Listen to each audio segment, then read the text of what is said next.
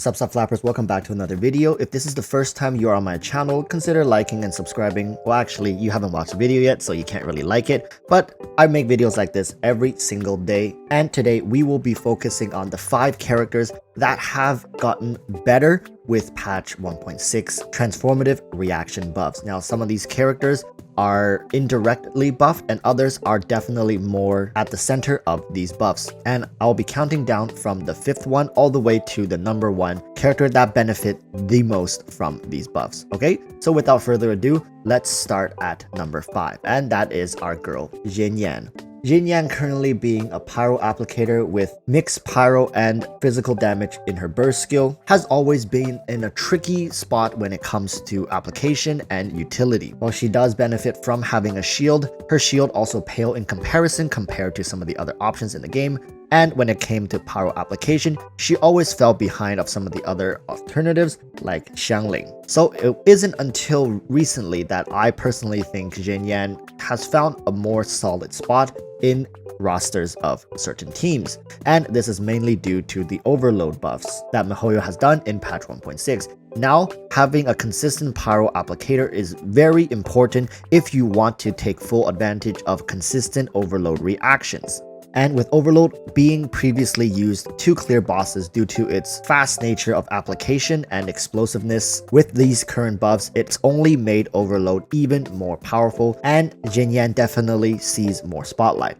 However, to make the best out of this, I do highly suggest you to at least have Constellation 2's Xinyan, as this allows you to get a level 3 shield when you use her burst skill, which is exactly what we're after. It's really all about her shielding. Granted, her burst skill also does help out a bit, but without Constellation 2, Xinyan just still feels a little lackluster. But if you do have Constellation 2 and you have Xinyan properly built or are planning to build her up, she definitely can serve very well now in an overload team. Now moving on to the 4th place, we're going with the same reasoning for Xiangling. Do remember that this list is talking about characters that likely will see more gameplay because of the transformative buffs, and Xiangling is definitely one of these characters that has slowly fallen out of a lot of people's rosters due to newer characters coming out. But always remember, people, Xiangling is relevant. I really enjoy how consistent her pyro application is, as well as how much damage she does herself. Of course, with passive skill,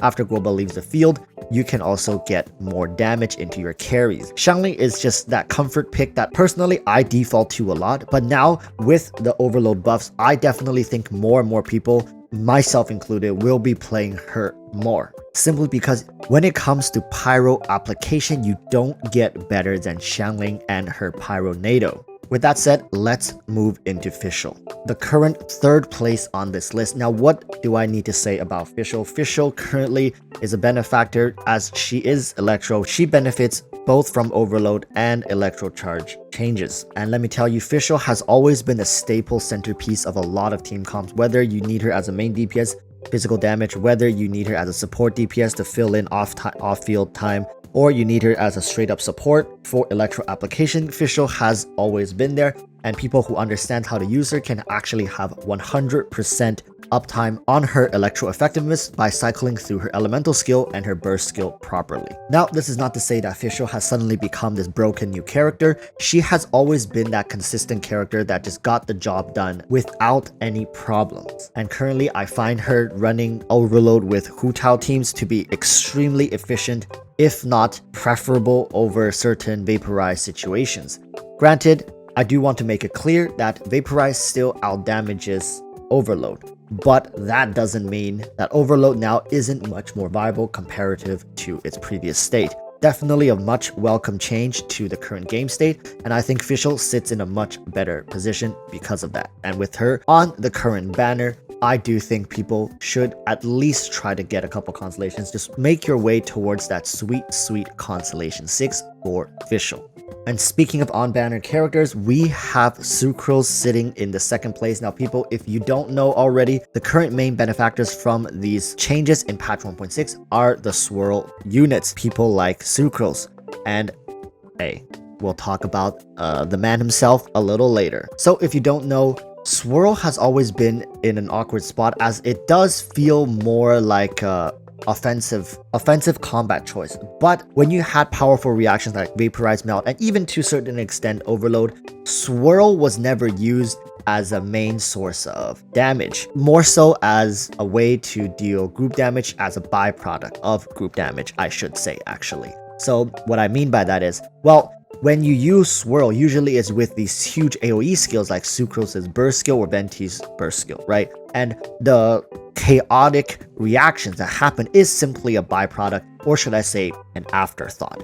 But now with these changes, it's actually fixed one of, I would say, if not the biggest problem with Swirl, and that is when you are dealing single target damage. I've always said this, even back then, you can check in my videos, I've talked about this way back then, that I always felt Swirl on single target was a huge waste of potential, and that the numbers just don't add up right, and it feels like we are forced to use Swirl to group up mobs. While yes, it's very nice and satisfying to see that happen, I do think that making Swirl in that regard, by focusing on group enemies, made it much less viable for the majority of the gameplay as we move towards the higher floors of Abyss, unless we have a bunch of mobs in the room, like in the current Abyss Floor 12, Chamber 2.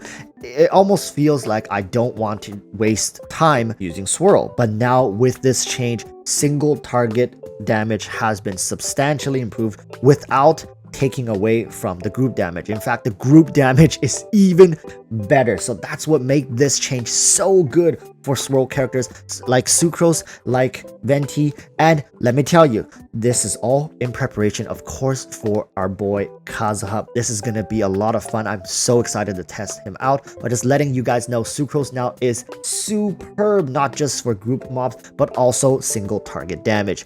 And who can forget the man himself, Venti? My goodness, this change has really taken me by storm, because I did not think, I was so focused on Overload, Electro Charge, I completely forgot about the Swirl changes. And with this, Venti has essentially, I would say, overtaken even Zhongli in certain situations. I always put Zhongli above Venti in a lot of scenarios, but now I definitely think Venti can be in the same effectiveness when it comes to full range of utilities, single target, multi-target, CC, even utility in some cases. So I do think Venti is without doubt currently the best benefactor of all these changes. And if you have him, congratulations. I do think even at C0, Venti is just going to be miles better than previously.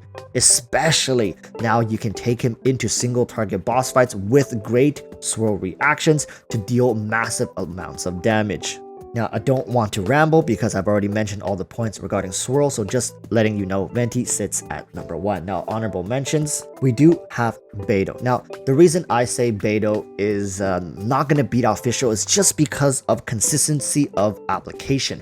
Fischl can have 100% uptime, even for people who don't have C6 near 100% Electro uptime. As I tested this, Electro doesn't work too well when you're the one proccing Pyro, but Electro applied on enemies and using Pyro to then proc Overload works much better. So a character like Beidou just doesn't really make the cut. Some would say, well, why did you put Xinyan at number 5 and not Beidou? It's also because Xinyan was a much more undervalued character comparative to Beidou. And for this video, I do want to talk about units that receive the biggest change in their utility, or likely will receive the biggest change in their utility due to the changes. I think Beidou was already used in a lot of previous teams the way she is, and she's not going to become more viable because she was already very viable. People were using her for a lot of Electro Charge teams, people were using her for all sorts of different gameplay, and I don't think that in of itself is going to make her that much better comparatively to her in previous patches.